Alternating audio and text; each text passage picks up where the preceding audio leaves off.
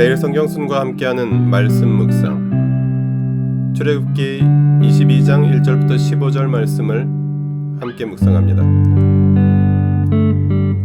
어떤 사람이 소나 양을 도둑질하여 그것을 잡거나 팔면 그는 소 한 마리에는 소 5마리로, 양 한 마리에는 양 4마리로 갚아야 한다. 밤에 도둑이 몰래 들어온 것을 알고서 그를 때려서 죽였을 경우에는 죽인 사람에게 살인죄가 없다. 그러나 해가 뜬 다음에 이런 일이 생기면 그에게 살인죄가 있다. 훔친 것은 반드시 물어내야 한다.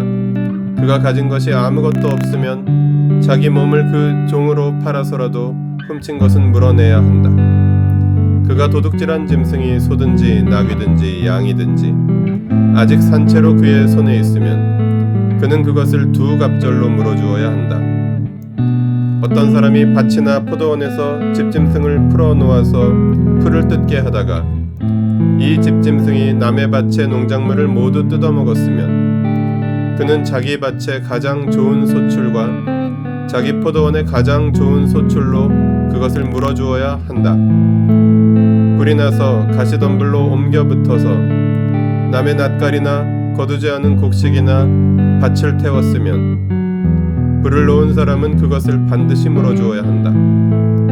어떤 사람이 그 이웃에게 돈이나 물품을 보관하여 달라고 맡겼는데 그 맡은 집에 도둑이 들었을 때 그 도둑이 잡히면 도둑이 그것을 갑절로 물어내야 한다. 그러나 도둑이 잡히지 않으면 그 집 주인이 하나님 앞으로 나가서 그 이웃의 물건에 손을 댔는지 안 댔는지를 판결받아야 한다.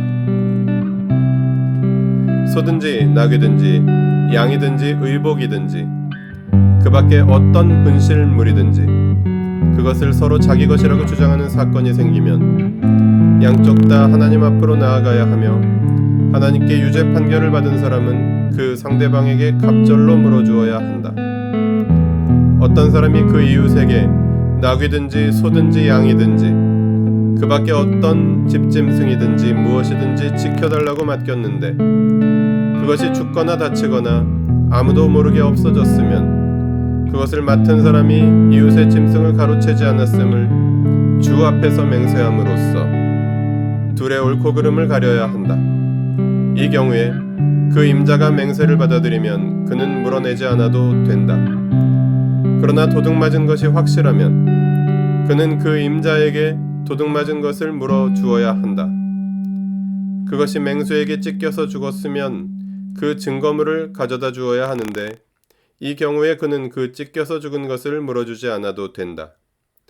어떤 사람이 그 이웃에게서 짐승을 빌려왔는데 그것이 다치거나 죽을 때에 그 임자가 그 자리에 함께 있지 않았으면 그는 반드시 물어주어야 한다. 그러나 그 임자가 그 자리에 함께 있었으면 그는 그 짐승을 물어주지 않아도 된다. 그 짐승이 세를 낸 것이면 그 쇳돈을 계산해서 주어야 한다.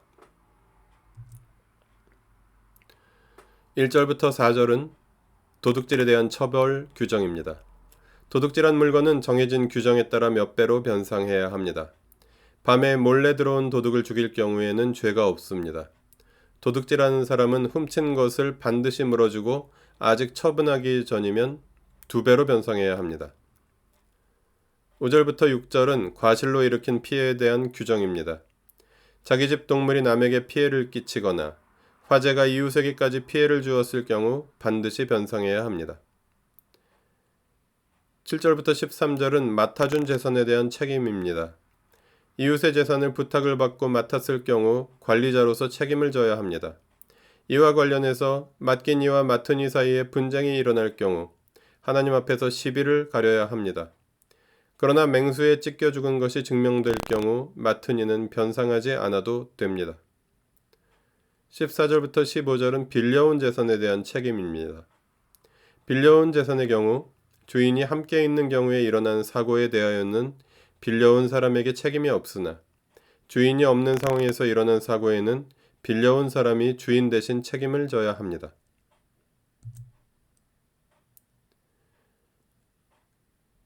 본문을 통해 무엇을 깨달을 수 있을까요? 이웃을 지켜주는 그리스도인. 본문은 이웃의 재산과 관련된 규정입니다. 이웃의 소유를 탐내지 않는 것, 이웃의 소유를 지켜주는 것은 이웃사랑의 가장 기초적인 차원이 됩니다. 이웃에게 해를 끼치지 않는 것은 이웃사랑의 출발점입니다. 그러나 본문은 도둑이라고 해도 함부로 목숨을 빼앗는 일을 금합니다. 지은 죄보다 과도한 보복을 하지 않도록 하는 인권 옹호 장치가 여기서도 발견됩니다. 일종의 죄형 법정주의입니다. 본문의 기본 정신은 결국 이웃에 대한 책임감입니다. 공존하고 공생하는 이웃을 지켜주는 책임감은 이웃사랑의 공동체를 만들고 신뢰의 사회를 만듭니다. 오늘날에도 그리스도인은 고도의 책임감으로 이웃을 보호하고 이웃의 생명과 재산을 지켜주어야 합니다. 본문을 어떻게 삶에 적용할까요? 맡은 이의 책임을 다하는 그리스도인. 하나님께서 맡겨주신 것들을 생각합니다. 사람이라는 존재 모두에게 맡겨주신 하나님의 소유 중 가장 중요한 것은 인류가 살아가는 삶의 터전인 지구와 자연입니다. 맡은 이들은 맡긴 이에게 책임을 져야 합니다. 주인의 권한을 대리하고 있기 때문입니다. 그리고 더욱이 지구와 자연은 내 것이 아니고 하나님의 것이기 때문입니다. 대단한 쾌락과 이익을 추구하기 위한 의도가 아니더라도 조금의 편리함을 위해 자연은 계속해서 파괴되어 갑니다. 맡은 우리가 어떻게 맡겨주신 하나님께 책임을 짓고 변상할 것이겠습니까? 원상 회복이 불가능한 지구와 자연을 맡은 이로서 맡겨주신 분의 마음에 합당하게 아직 남아있는 자연이라도 훼손하지 않고 지켜내며 부분적으로나마 회복해가는 탄소 중립 실천, 기후위기 비상 행동에 그리스도인으로서 동참하는 데 주저하지 말고 게으르지 말라고 본문을 통해 주님은 말씀하십니다. 기도하시겠습니다. 책임을 다하는 사람, 신실한 그리스도인으로 살게 하여 주십시오.